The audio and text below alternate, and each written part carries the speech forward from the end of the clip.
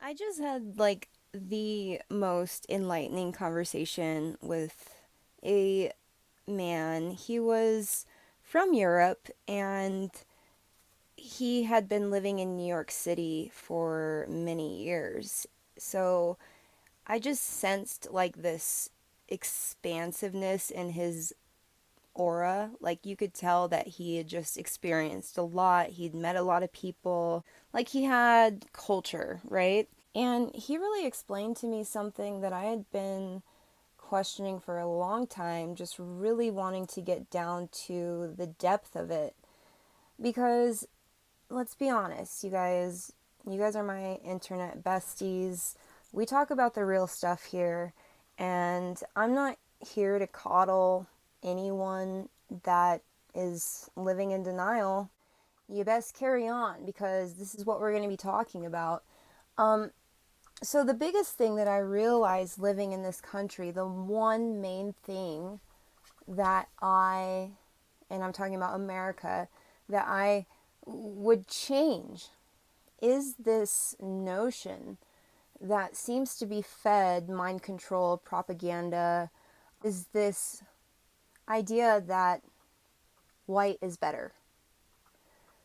And I want to really dissect this, and I was able to do this with this man, this European. It was a conversation that was so neutral to the fact that we were able to address the reality and the facts of our life living in this nation.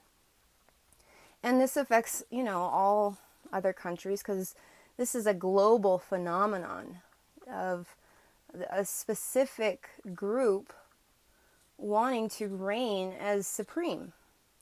And I feel very understanding of this because a lot of my blood comes from this heritage. So I can speak and I feel that there is a need to, because honestly, if I could say one thing that we need to heal, is this. We need to come to terms with the fact that we are all supreme. We are examples of the infinite, made in the likeness of the supreme. So there you go, bottom line, just the fact that you exist, you're listening to my voice, you are a consciousness, you are infinite, and you are supreme. So there's no need to fight for your supremacy, regardless of what you look like. I'm seeing that the ego wants to survive so badly, and it wants to be recognized. So, what do we do when we really just feel that smallness? Because, we're only going to defend ourselves when we feel threatened. And, an alpha in the animal kingdom, if you look at their behavior, performing at a top apex level, you are not going to have to argue the fact. It kind of reminds me of YouTube has made it very clear that I'm just not on this algorithm game because I'm not monetized, and I'm also speaking about, I would say, like truths that are like radical to them. So they really hide this channel.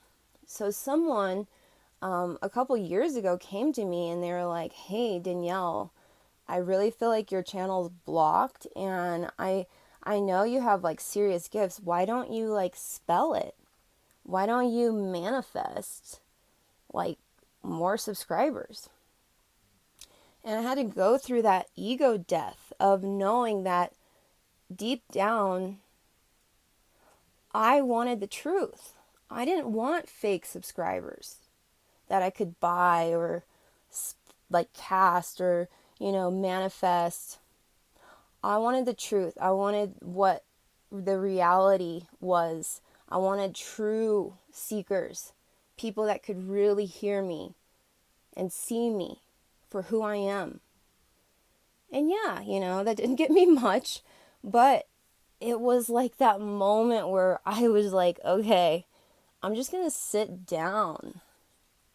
Like, I don't need to argue my own inner peace with this, like, the sanctity of who I am. I was like, I realized that my intention was to put this work out for my own truth, my heart, for the upliftment of other people. And that was that. So, yes, it's hard for us to not be recognized sometimes. And it's hard for us to know and feel that we are the badass. We are the best.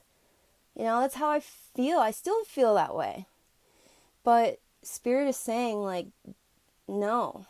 Just the fact that you are here is enough. You can validate. You can validate. I feel this is happening to the species, the human species, especially those who are really pushing this agenda. And I feel it is important for us to take a look at this because it's something that is so ingrained. It's something that is so put within, the fabric of our society. And it's time to unweave that toxicity. It's not real. It's not true. The Supreme manifests itself as itself. And nothing can be outside of that.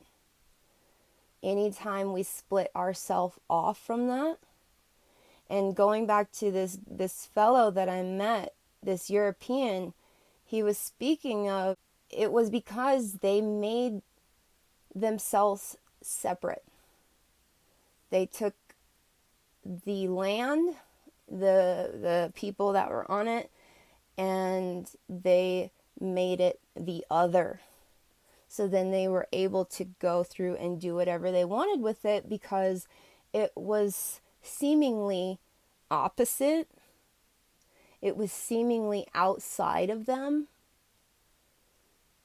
And yet we're evolving enough consciously as a whole species. We're realizing this oneness.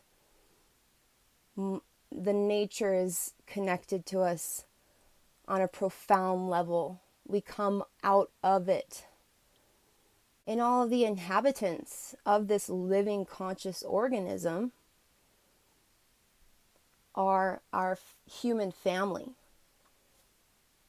There's a web that links us all in this oneness, and we cannot be separate. And that's the one thing we always forget because it just seems so real that we're separate, and we're not.